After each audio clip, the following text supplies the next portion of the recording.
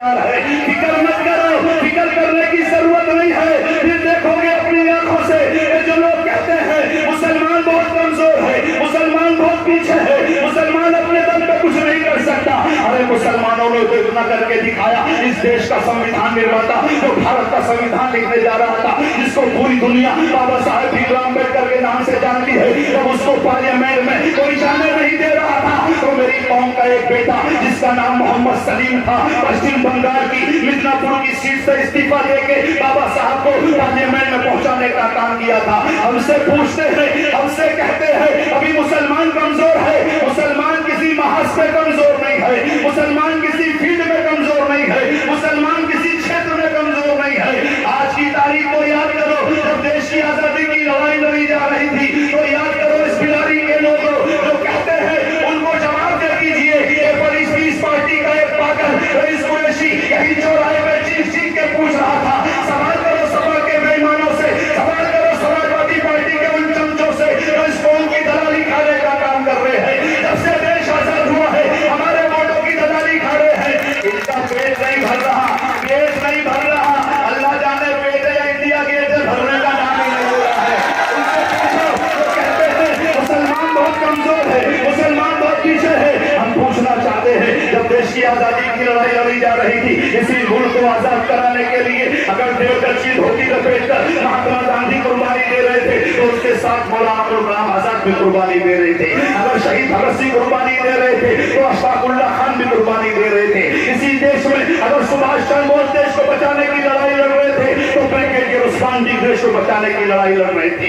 याद करो, तुम किसी क्षेत्र में पीछे नहीं हो, तुम किसी फील्ड में पीछे नहीं हो। इस मुल्क के अंदर अगर उन्होंने अमिताभ बच्चन को दिया है, तो हमने शाहरुख खान को दिया है, उन्होंने सनी देओल को दिया है, हमने सलमान खान को दिया है, उन्होंने सैफ गोविंदा को दिया है, हमने सैफ अली खान को दिया है, तुमने मुकेश को दिया है, हमने शफीर कुमार को दिया है, तुमने किशोर कुमार को दिया है, हमने मोहम्मद अजीज को दिया है, तुमने लता मंगेशकर को दिया है, हमने शमशाद बेगम को दिया है, तुमने आशा भोसले को दिया है, हमने शमशाद बेगम को दिया है, हमने सुरैया को दिया है। आज की तारीख में हिंदुस्तान में मोहम्मद रफी के जैसा पैदा नहीं कर पाया। हम किसी गांव में पीछे नहीं है। याद करके देखो, अगर तुमने कपिल देव को दिया, तो हमने मोहम्मद अजहरुद्दीन को देने का काम किया। अगर तुमने जवाहर श्रीनाथ को दिया, हमने जहीर खान को दिया। तुमने मुन्ना पटेल को अगर तुमने शीर सिंह को दिया, हमने मुन्ना पटेल को दिया। आज भी अगर तुमने भुवनेश्वर कुमार को दिया है, तो हमने मोहम्मद शमी को देने दोस्तों सियासत को समझने में पीछे रह गई। ये कौन सियासत को समझने में पीछे रह गई? अगर सियासत को समझ लेते, कसम खुदा की याद करो। अरे समझो, अगर हम एक होते तो सब कुछ उथल पुथल होता, हम एक होते तो सब कुछ उथल पुथल होता। जो अपने मुंह से निकलता वही अटल होता। हमें अपने ही मोहरे बिखर गए, वरना जो बन के बैठा है अकबर वो बीरबल होता, वो बीरबल होता।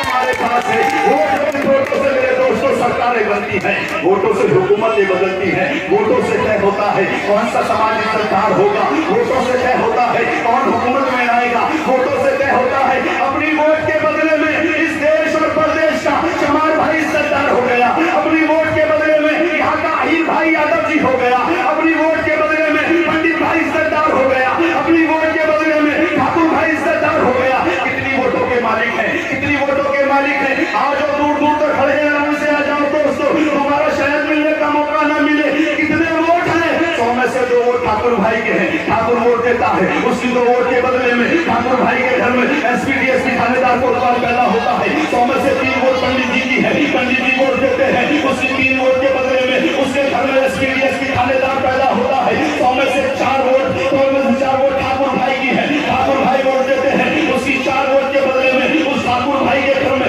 एसपी डीएसपी थानेदार को सवाल पैदा होता है। 100 में से 7 वोट जिसकी साइकिल को चला रहे हो, 100 में से 7 वोट यादव भाई की है, यादव का बेटा वोट देता है, उसकी वोट के बदले में यादव भाई के घर में एसपी डीएसपी थानेदार को सवाल आईजी सिपाही जी कानून को तहसीलदार पटवारी पैदा होता है।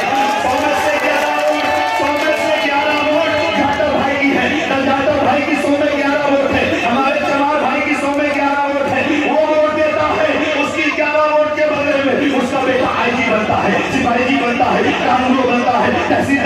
है, पटवारी बनता है, तहसीलदार बनता है, थानेदार बनता है, कोतवाल बनता है। हमारी वोट कितनी है? हमारी वोट 100 में 35 है। 100 में 35 वोट हमारी है। हम भी 100 में 35 वोट देते हैं। सरकार भाजपा की बनी, पिटने वाले हम। सरकार कांग्रेस की बनी, पिटने वाले हम। सरकार समाज बसपा की बनी, पिटने वाले हम। सरकार समाजवादी की बनी, पिटने वाले हम। और सबकी सरकारें हमारे वोट से बनी है। सबकी सरकारें हमारे वोट से बनी है। हम वोट न दिए होते, मुताबाती लगातार 47 साल कांग्रेस हुकूमत में रह रही होती। अगर हम वोट न दिए होते, 4 बार ये तेरा भैया अखिलेश यादव 4 बार उत्तर प्रदेश की सरकार न चलाए होते इसके खानदान के लोग। अगर हम वोट न दिए होते, मायावती जी 4 बार मुख्यमंत्री न बनती। आप बताओ, एक पार्टी बताओ, एक नेता बताओ जिसकी जिंदाबाद न लगाई हो, जिसको वोट न दिया हो। हमने पार्टी बदल के वोट दिया, नेता बदल के वोट दिया, लेकिन चले थे कांग्रेस से, जनता दल में आ गए, जनता दल से निकले लोक दल में आ गए, लोक दल से निकले बसपा में आ गए, बसपा से निकले सपा में आ गए। हम बार पार्टियां बदलते रहे, पार्टी बदल के वोट दिया, नेता बदल के वोट दिया। आप बताओ, सरकार कांग्रेस की थी, पिटने वाला मुसलमान था। सरकार समाजवादी की थी, पिटने वाला मुसलमान था। सरकार बसपा की थी, पिटने वाला मुसलमान था। आज सरकार भाजपा की है, पिटने वाला मुसलमान है। पीटने वाले 70 साल से बदलते रहे, लेकिन पिटने वाला आज तक बदला नहीं है। आज हमने मौका दिया है। ये चेयरमैनी का चुनाव नहीं है, ये उत्तर प्रदेश में तुमको ताकत देने का चुनाव है, तुम्हारे सर को बुलंद करने का चुनाव है, तुम्हारे आबरू को बचाने का चुनाव है, तुम्हारे मासूम बच्चों की जिंदगियां बचाने का चुनाव है। इसलिए मैं उनको बताना चाहता हूँ, जो अपनी आलीशान कोठी में बैठा है और कहता है नहीं समाजवादी पार्टी बहुत मजबूत है, समाजवादी आएगी। इन्हीं के दम पे तो समाजवादी आती थी, इन्हीं के दम पे समाजवादी आती थी, इन्हीं के दम पे तुम हुकूमत में बैठे हो, इन्हीं के दम पे तो MP MLA बनते आए हो। इसलिए रईस कुरैशी कहना चाहता है, याद रखना, सिहारात का मंजर बदलने वाला है, सिहारात का मंजर बदलने वाला है। शहर करीब है, सूरज निकलने वाला है। अब तक तूने किसे जकड़ के रखा था जंजीरों में, वही मेरा पैर तेरा सर पर चलने वाला है। बहुत सारे लोग मुझसे कहते हैं, सवाल करते हैं, रईस भाई डर नहीं लगता, आप जाने क्या क्या कह देते हो। मैं उनको बता दूं, न तलवार की धार से, न गोलियों की बौछार से इस पार्टी के लोग डरते हैं, फकत अपने परवरदिगार से।